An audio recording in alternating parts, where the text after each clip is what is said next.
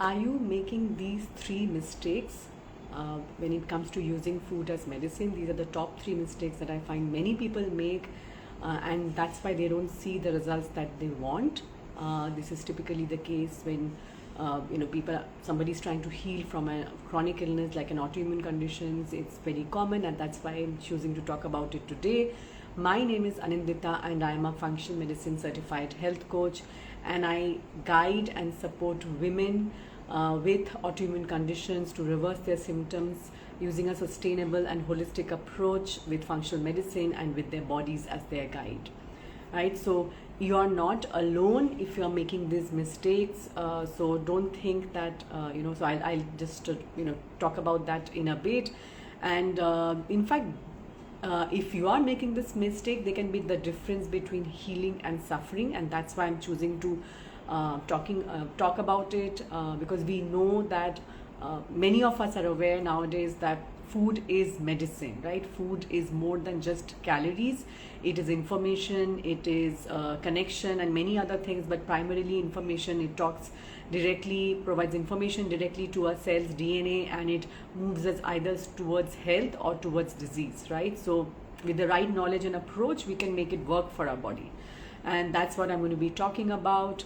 And I have actually helped many women with autoimmune conditions make changes. And one thing I noticed is that when I used to start working with them, and I used to tell them, you need to go off gluten, you need to go off dairy, and this is the reason, and intolerances, I used to find that either they used to obviously find it extremely difficult to make those changes, right? And if we tried, if I tried to push them, this is quite earlier on, right? I mean, I was telling them about all the pitfalls about gluten intolerance, dairy intolerance, and no matter how much information I used to provide, they would get easily overwhelmed with all the things that they needed to do. And it obviously, I did take a bit of time, but I realized very early that that was not the approach. And this was a mistake actually, to try to do too many things at the same time, which is why I'm talking about it today. Hi Mireille, so nice to see you here. So I'm talking about three mistakes about using food as medicine. So I found that with my own clients I was making one of this mistake, right? And when I had tried to make changes for my daughter's health issues, in first time in 2014, I was all over the place and I did not know where to start. So a lot of these things stem from not only my work with my clients, but even my own personal experiences. And that's what I'm going to share, because food is not just about satisfying our hunger. It is about our taste buds. It's a powerful tool to create health. So no matter what health issues we are facing, no matter what diagnosis we have, food is an extremely powerful tool that we all have. So we need to know how to harness this power in the right way so that we can make it work for us, right? It's as I said, it's more than a source of sustenance. It can actually make the difference between healing and continuing to suffer. But there is one thing here. There is no one size fits all, and which I find that which is essential in incorporating any new diet. Even in the realm of functional medicine, when we're talking about addressing the root causes and using food as medicine, even there, obviously in functional medicine, we totally believe that personalized approach, one of the hallmarks is personalized approach, and especially when it comes to diet, that's really important. And it's essential to work with somebody who knows this, whether it's a health coach, whether it's a functional medicine practitioner, nutritionist, who knows why and what you need to customize in terms of food. Like, this is something that you need to always keep in mind, no matter which diet you're going to be starting, because that's when you will realize whether it's an autoimmune diet protocol or a paleo or a keto. And at the end of the day, it's not so much about the labels. I wholeheartedly believe it's not about the labels, it's about you. It's about what your body needs, right? So we can of course have those labels because they give us some structure, but it's not about that. It's actually about what your unique body's requirements are. And before I get on to those three mistakes, I want to talk about a bit more about the pitfalls of an extremely restricted diet. Because what I find what happens is that when people have chronic health issues. A lot of times, obviously, there are gut symptoms, related symptoms, and we know that a majority of these chronic issues actually stem from gut health, right? While they may or may not show as gut symptoms, a lot of times it does, right? We start there, and especially when we have these gut related symptoms, and we have, whether it's diarrhea, whether it's constipation, whether it's bloating, gas, pain, all these kind of issues, what happens a lot of time is that we get scared, obviously, right? That's quite understandable. We get scared to have certain foods because they set off a chain.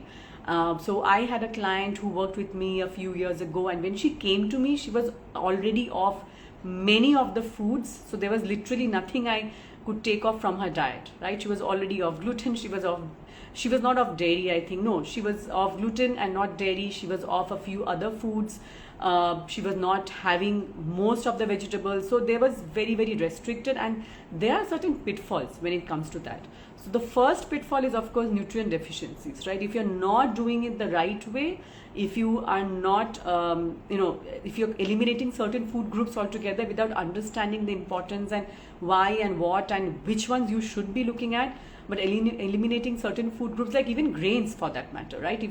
Because certain diets like paleo, even keto to a large extent, keto, they ask you to eliminate grains, and eliminating that is really helpful for a lot of people. But not, having done it the right way can harm as well. That means that if you're not substituting with the nutrients that your body needs, there's a huge gap that comes, because when you are eliminating things like wheat and all, a lot of your B vitamins you might be getting only from that. You may not be having enough other vegetables, right? So, or other variety of foods, it might be already very restricted. So when you take off a food group, then you might end up with nutrient deficiencies. The other thing is that when you are constantly focused on what foods you should not be having, only diet, nothing else, you're not focusing, using a very holistic approach, it can lead to disordered eating habits, right? This obsession with food can actually become quite harmful in that way. And it can take a toll on your mental and emotional health. So we need to be cognizant of that, right? I'm not talking about extreme situations, but I'm certainly talking about being constantly scared and obsessed about what foods we are consuming. That's certainly not going to be, helpful. Of course, there can be physical health risks because, again, if we don't consume enough water, electrolyte imbalances, because we are not having enough fiber, enough vegetables, enough fruits. There's so many things that we need to have. It's the variety, and we call it having the colors of the rainbow. That's important. So not having that can also bring about physical health risks.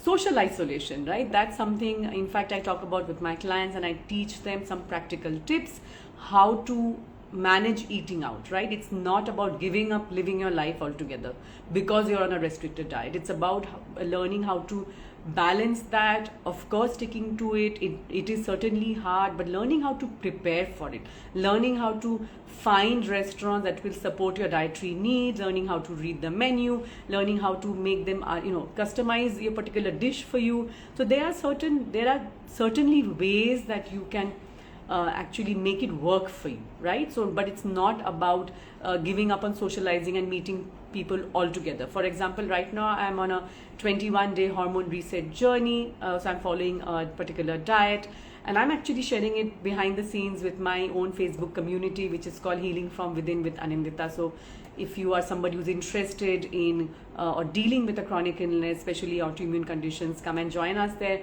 So I am sharing some tips and tricks every day, almost every day. And one of the things that I've been doing is, because I like 1 cup of coffee, maximum 2, but I'm off caffeine right now. So obviously, and I'm not supposed to be having green tea as well. So how have I found, so I'm finding ways to have, say, make a cinnamon tea with cinnamon stick, a bit of cardamom, a bit of, what is the other, so these are some of the things, I'm finding ways, or maybe a chamomile tea, maybe a few leaves of mint, and put it in boiling water and just make some mint tea. So there's so many small ways and so many brilliant ways that actually you can make it work for you. So these are some of the pitfalls that actually you need to keep in mind if you are getting on into any diet. And I'm going to talk about the mistakes in a bit. I'm just talking about all the pitfalls that many people face when they are getting onto any particular diet, and of course a reduced quality of life when you're not able to socialize, when you're not able to enjoy your meals because you're not actually also getting the right recipes. And again, another thing that I believe wholeheartedly is that while I give a template, while I give a list of recipes to my clients, everybody has different food taste, food preferences. So I always prefer that they figure out, and I give them ample recipes to start off with. But finally, at the end of the day, it's like art. You mix and match the colors, you mix and match the colors that you like, and make a recipe that you want to have, things that foods that you want to have, but with a whole wide variety. So all of that is really important. And of course it can also have a negative impact on metabolism. So an excessive dieting, if it's not done properly, can actually slow down metabolism and make it harder to lose weight. So these are some of the pitfalls that are there if we are not sure which foods to remove and why. And coming to the top 3 mistakes that people make when they use food as medicine, is the number one is changing too many things at the same time, right? If you're taking out especially for people with chronic illnesses, if they're taking out too many foods at the same time, it can create a whole host of maybe physical health issues. It can make it really overwhelming. Exhaustion can set in, and I've seen this happen with a client of mine before she came to work with me, right? Her practitioner had made her go on a whole host of foods. She lost her hair, she lost her energy, her metabolism slowed down. So this is something that you want to avoid. The second mistake that a lot of people make is that you focus too much on individual foods, right? So of course there are certain foods that benefit people, like the plant-based foods, the vegetables, the whole foods, whole grains, fiber. But just focusing on a particular food group, or taking out or one particular food and just not looking at the entire picture, can also be not be very helpful. So you need to see what are the foods that are going to be helpful. You need to figure out what you need to customize and why, what are the deficiencies that your body is dealing with right now. So you need to make sure that you have focusing on those foods. So rather than a particular food, this is what you need to look at. And of course, eating the colors of the rainbow, that means that you're getting all the phytonutrients that your immune system needs to function optimally. And the third mistake that most people make is neglecting the importance of other lifestyle factors. So you started on the diet, you're making all the changes, you've taken off gluten, you've taken off dairy, but are you focusing on sleep? Are you focusing on getting adequate rest? Are you focusing on moving your body? Are you even focusing on how you're eating your food? Are you paying attention? Are you stressed while you're eating? Because we know that when we are stressed while eating, our production of stomach acid can go down as much as 70%, 70, right? And that's a huge impact on how we absorb and break down protein, B12, minerals like zinc, magnesium, copper, iron, most importantly. So these have, so we don't realize how much impact these other lifestyle factors have on that.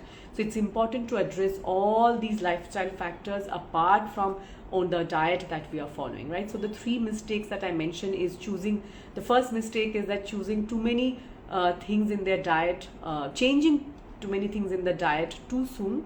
So you're sort of all over the place and you're not really giving your body what it needs.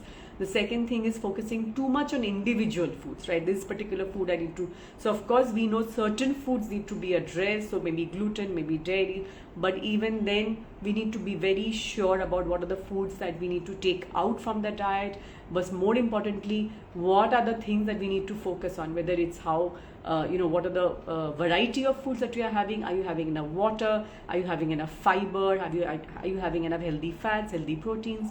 Those are the things also that are extremely important. And last but not the least, are you neglecting the importance of other lifestyle factors? They all have a role to play in health creation and disease progression. So if you're not taking care of your sleep, you're not getting enough rest, enough relaxation, if you're not taking care of your stress, managing your stress, if you're not focusing on how you're eating those foods, even that actually creates a problem. So these are the top 3 mistakes that people often make while trying to use food as medicine. And in my 6 months coaching program, this is I guide and support women to actually implement these changes gradually at a pace where their body is comfortable, they are prepared, and that's actually when they start seeing the difference. Because they approach it from a place of strength rather than a place of fear, right? So that's a huge difference that this program makes. That this stems from my own personal knowledge, not only knowledge but experience of doing this for my family, for my daughter.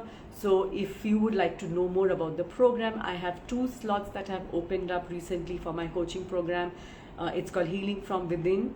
And if you would like to know more about it, you can schedule a free 30 minutes discovery call. Head to the link in bio and schedule a call today.